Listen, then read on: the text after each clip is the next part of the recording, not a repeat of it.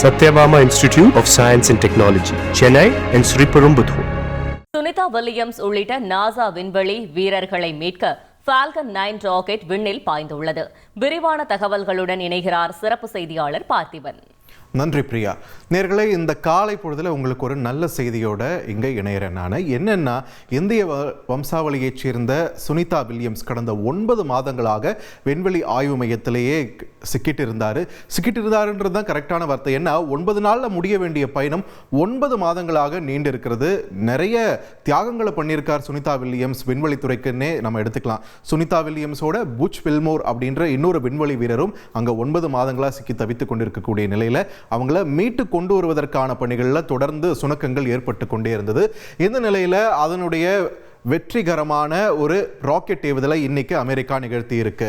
விண்வெளி மங்கை Sunita Williams returns எப்போ வரப்போறாங்க, இப்போ அதுக்காக அமெரிக்காவின் நாசாவும் ஸ்பேஸ் எக்ஸும் இணைந்து என்ன பணிகள் செய்துட்டு இருக்காங்க அப்படின்றது தான் நம்ம இந்த தொகுப்புல பார்க்க இருக்கிறோம்.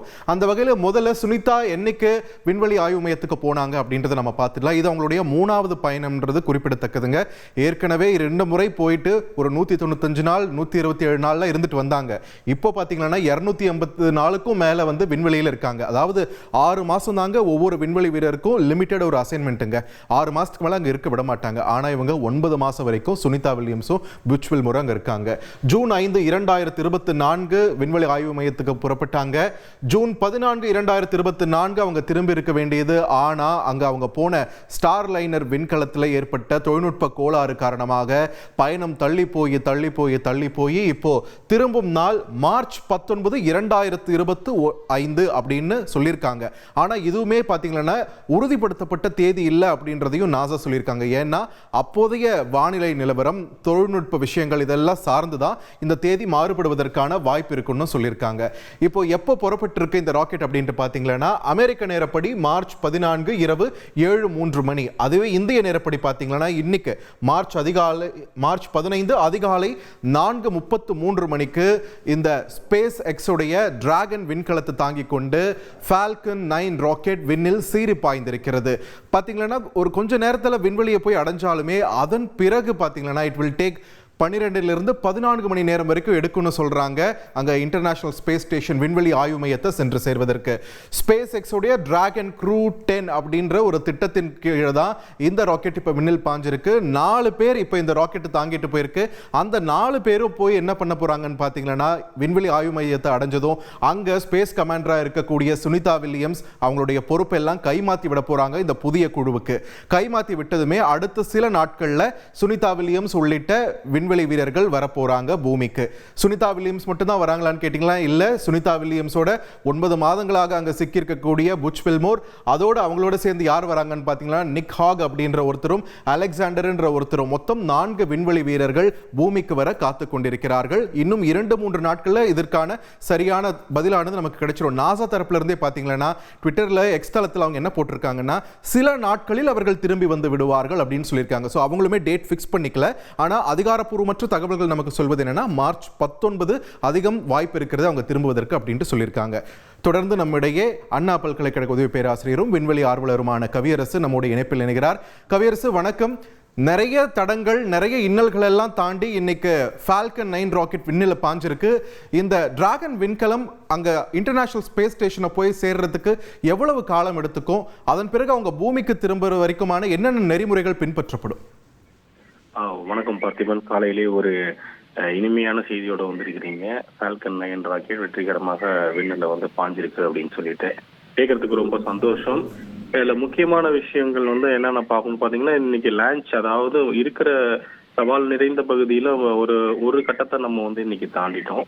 இது ஸ்பேஸுக்கு போனதுக்கு அப்புறம் நான் இமிடியேட்டா முன்னாடியே சொன்ன மாதிரி முதலில் பார்க்கிங் ஆர்பிட் அப்படிங்கிற ஒரு ஆர்பிட்ல வந்து இந்த இதை வந்து ராக்கெட்டை வந்து லான்ச் இது பண்ணுவாங்க. உங்களுடைய கேப்சூலை வந்து நிலைநிறுத்துவாங்க. அதை தொடர்ந்து இன்டர்நேஷனல் ஸ்பேஸ் ஸ்டேஷனோட டாக்கிங் எனப்படும் ப்ரொசீஜர் வந்து எக்ஸிக்யூட் பண்ணுவாங்க. இருக்கிறதுல அடுத்த ஒரு சவால் நிறைந்த பகுதி வந்து இந்த டாக்கிங் அப்படிங்கிறது.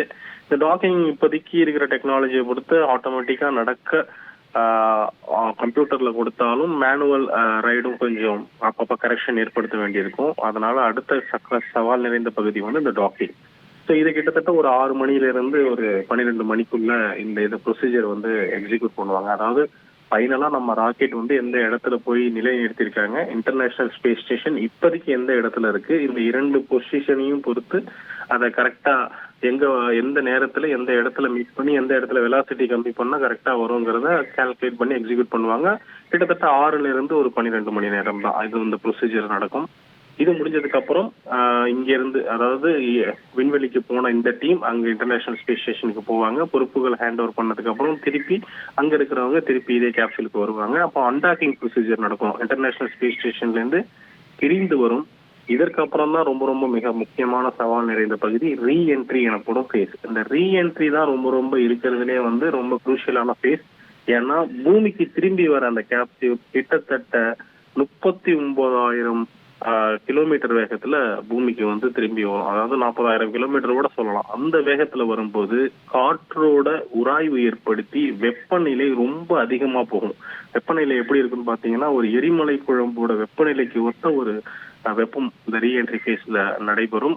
இதெல்லாம் சமாளிச்சு வெற்றிகரமாக அவங்க வர வேகம், இடங்கள் இதெல்லாம் தீர்மானிச்சதுக்கு அப்புறம் தான் வெற்றிகரமா அவங்க வந்து தரையிறங்குவாங்க. நாசா தரப்புல இருந்தும் சொல்லியிருக்காங்க ரிட்டர்ன் வர தேதி வந்து பிளெக்சிபிள், அதாவது சேஞ்ச் ஆகும் அப்படின்ட்டு. அது எதனால அப்படின்னு கேட்டீங்கன்னா இப்ப வந்து புளோரிடாவில் கெனடி ஏர்ஸ்பேஸ் ஸ்டேஷன்ல வெப்பநிலை வந்து கொஞ்சம் இதாக தான் இருக்கு. அதாவது புவி வெப்பநிலை, காற்றோடைய வேகம் இது எல்லாமே கொஞ்சம் இதாக தான் இருக்கு. அதை பொறுத்து என்னைக்கு இறங்கலாம் அப்படிங்கிறத கரெக்டா அவங்க வந்து தீர்மானிச்சு நமக்கு சொல்லுவாங்க. திருப்பார்த்திபன். நன்றி கவியரசு, உங்களுடைய விரிவான தகவல்களுக்கு. நேர்களை மிகுந்த எதிர்பார்ப்புகளுக்கு இடையே சுனிதா வில்லியம்ஸ் உள்ளிட்ட விண்வெளி வீரர்களை மீட்க டிராகன் விண்கலம் விண்ணில் சீறி பாய்ந்து கொண்டிருக்கிறது. சுனிதா பூமிக்கு திரும்பும் போது இன்னும் ஒரு விரிவான தொகுப்புல நாம இணையலாம். Satyabama Institute of Science and Technology, Chennai and Sriperumbudur.